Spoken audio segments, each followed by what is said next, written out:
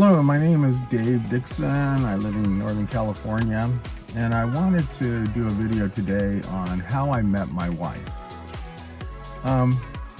It's kind of a cute story, but it's our story.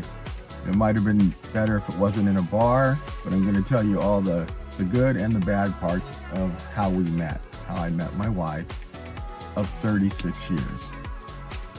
So the first thing that I did, I had been dating a lot and not really finding what I wanted. I really would find somebody and I really didn't know what I wanted. I didn't know, definitely not taller than me.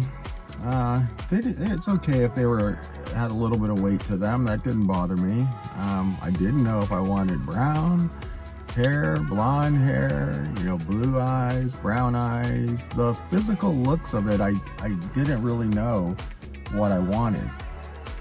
I was more focused on that thing that makes you click on the inside. And so the three things that I did was I wanted to talk about was what I wrote down on my list, and then sticking to my list, and then how I found her in Hawaii. So I wrote down on the list 10 different things. I'm a big list guy. In fact, I have my list here. These are my lists every day. This is my list that I'm talking about now, and then this is my daily list, and I'm just really big on lists. And this is my goals too on this list, on this side. So on my list with my wife, what I did was I sat down at a very quiet time. I carried around this pad with me, and I wanted to come up with 10 different things that I was looking for in a future mate. And so some of the things that I wrote down there were, I really wanted to have somebody that did not have kids. And I know that's not good because there's a lot of great people out there, men and women, that have kids. And there's nothing wrong with that at all. But for me personally, I wanted to have somebody that did not have kids. And it had a lot to do with the ex, because I didn't want to be involved with the ex, coming over and, being derogatory toward me. And I didn't want, I was concerned about having stepchildren that I could already hear them in my mind when they were old enough. They were going to say, well, you're not my dad. I don't have to listen to you. And so that was on my list. Whether good or bad, that's what I wanted. The other thing I was looking for was somebody that had a good relationship with their family, their parents. That was important to me too, because these are the people that gave you life and raised you. And if you can't get along with them, I don't know what chance I have of, you getting along with me. So I would really focus in on that, seeing how the relationship with a particular girl was with her mother. If she just hated her mother, or she's super derogatory to me, that would be a big red flag for me. I wanted somebody that was financially stable. I didn't want them to have, a lot of credit cards and a lot of credit card debt. And I know that's an issue nowadays. It's hard to find somebody that doesn't have some of that debt. But I'm saying for me, that's not what I was looking for. I wanted somebody that was financially stable. Another thing I was looking for, even over looks, was I was looking for somebody that was really kind, like a very kind person, like somebody that would pet a dog or, talk to older people or help somebody out. That's what I was really looking for. And I do feel that in my wife, I did find that person. She's a very bubbly person, super kind person. And I always tease her that I collect cars and she collects friends. And she really does. A lot of the things that we do are around our friends, but they started with her being their friends. And it's just because she's very good at listening, to people, and that's a really good attribute to me. I was looking for somebody that was not taller than me, because I did have a girlfriend that was a little bit taller than me, and it always made me feel a little like feminine. I kind of like to be the protector and be a little bit bigger, than the woman. And so for a while there, I was very attracted to shorter women, just because I felt like that. I felt like I could protect, them. And that was important to me, I guess, physically.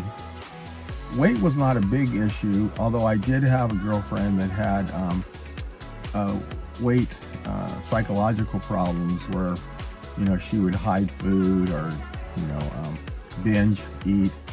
I remember one time I found like 3 pies in my closet that she was eating those on the side. They were hidden in my closet, but I found them, and I was really shocked, that she was doing this on the side. And so I knew I didn't want that. And it's not because I don't want to help somebody with their weight issues. It was just that I wanted that not to be the focus. Sometimes when you're with somebody and they're concerned about their weight all the time, then you have to eat and act a certain way. Even now, my wife, as she's older, we're both putting on weight, and I really don't like to stress about it. I still think she's just as beautiful, maybe more so, than when I first met her.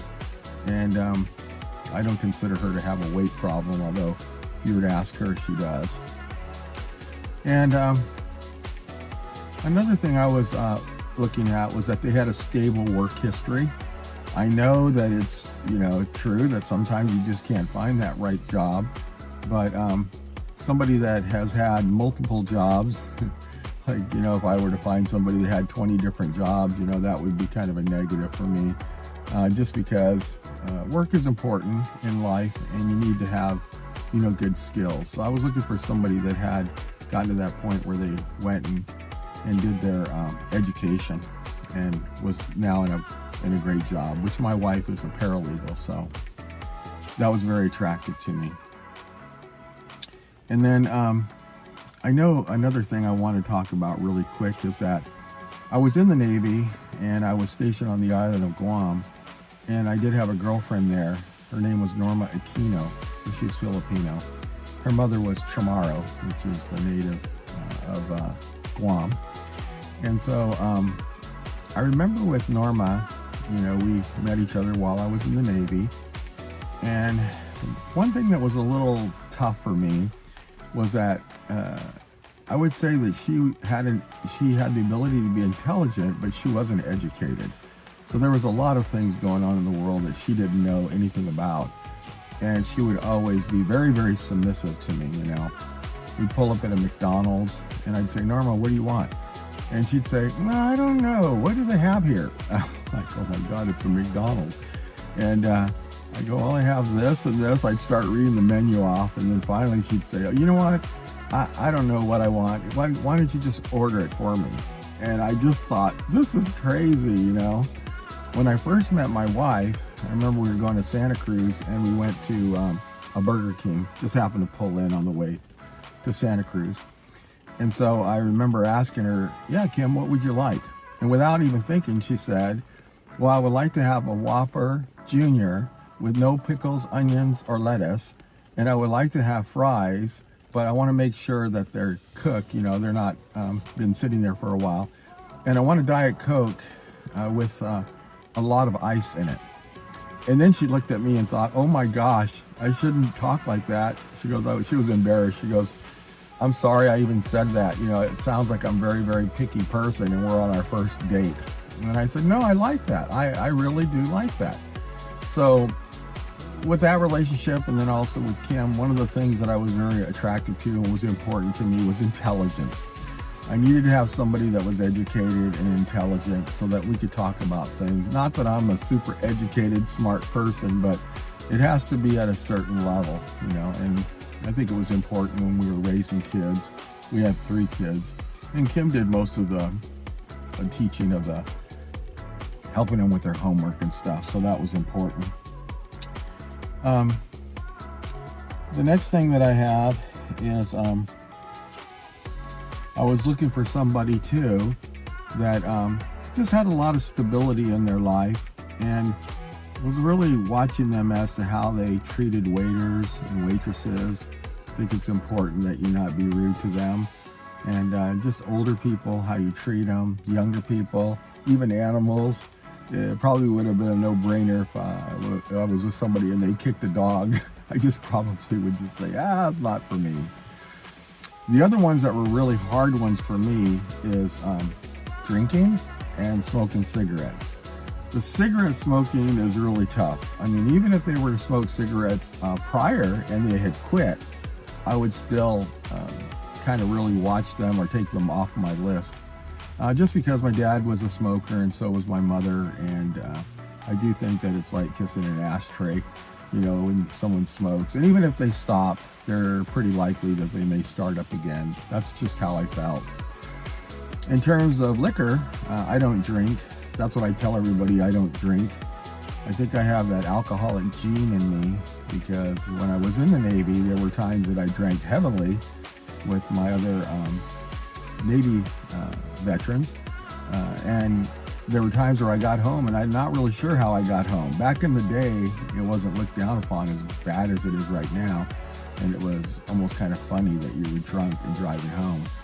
Now it's very, very serious. And I usually tell my friends whenever we go places, I always tell them that I don't drink. So recently we were up in Lake Tahoe and there were 2 other couples. And I said, no, I'll just drive because I don't drink. And sometimes they'll see me later drinking a beer and they'll go, I thought you didn't drink. No, I just tell myself I don't drink. But up there, you know, they had a good time. They were drinking pretty heavily, and my wife was also drinking Prosecco. That's her favorite thing. But I don't drink. It doesn't bother me. And I was able to drive home. It is funny to drive home with a bunch of people that are drinking and talking a lot. And I'm focused on driving in the snow, so I had to really focus on that. So those are some of the things that I had on my list. I think it was important because having a list like that helped me to focus on what I was really looking for. Everybody's list is going to be different and there'll be priorities on it. Some of them would be like, I had friends that no smoking, they can't smoke. If they smoke, or even if they smoked in the past, that was an automatic, I'm not dating them.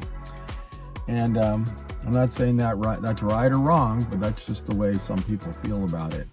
And I personally think that everybody has their own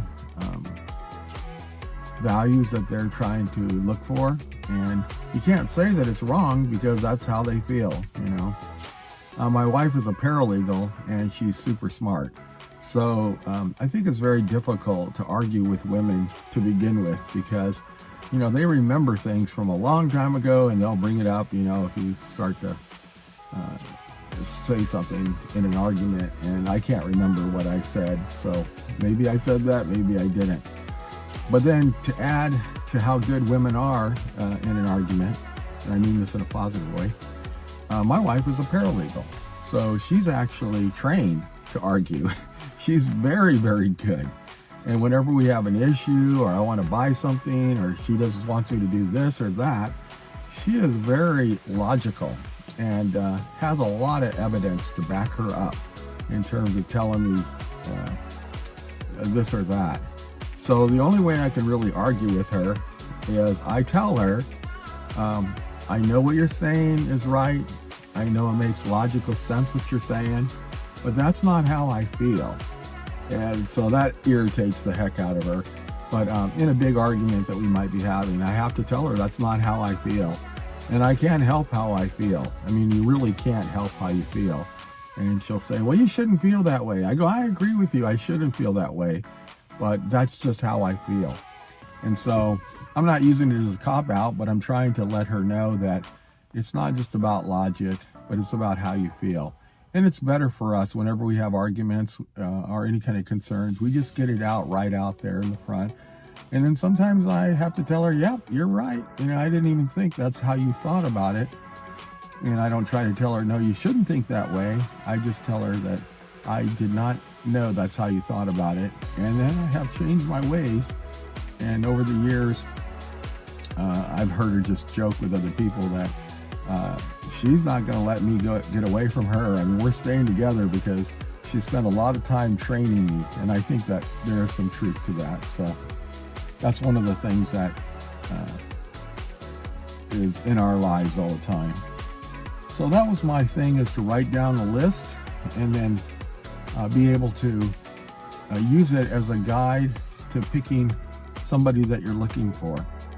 I'm going to have some more ideas, so I'll probably make a part 1, part 2, part 3 But the list is really important, not just for that, but also lists are important just in general. I have a list every year where I put my goals down on it, and maybe at some point I'll share that with you. And then I also have a daily list. I find by having a daily list, it's really fun to be able to mark things off as I get through them. And I get a lot more accomplished by doing the lists. So thank you for finding me. Thank you for stopping by. I hope you do subscribe so we can stay in contact. And then if you have any questions, definitely send them to me. I'll try to answer them as I can, or I may answer them in another video. And I've been told that the first 10 videos are going to be terrible, so don't be upset if they're terrible. And this is number 4. So I promise you I will try to get better. That's my goal. Thank you much, and thank you for stopping by.